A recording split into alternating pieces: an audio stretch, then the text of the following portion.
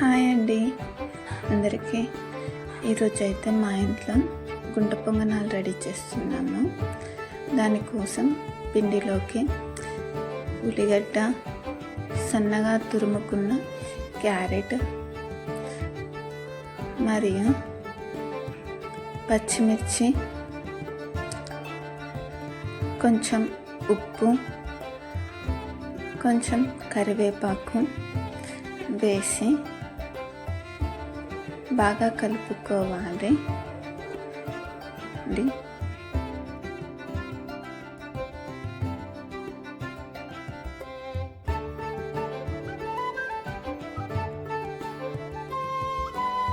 ఇలా కలుపుకున్న పిండిని గుంట పొంగనాల ప్యాన్లోకి తీసుకొని దానిలోకి కొంచెం నూనె కానీ నెయ్యి కానీ వేయాలి.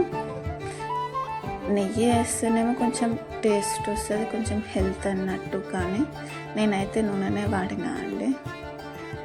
నూనె వేసి ఆ గుంటలు ఉన్న దాంట్లోకి కొంచెం కొంచెం పిండి వేసుకుంటూ అన్ని గుంటలల్లో వేసుకోవాలి.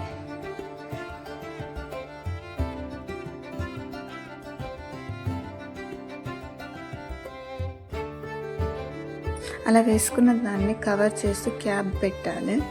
ఒక 2 minutes తర్వాత అది గోల్డ్ కలర్లోకి కాలిందా లేదా చూసి రొటేట్ చేయాలండి. ఇలా రొటేట్ అన్నీ కూడా ఇలానే రొటేట్ చేసేయాలి.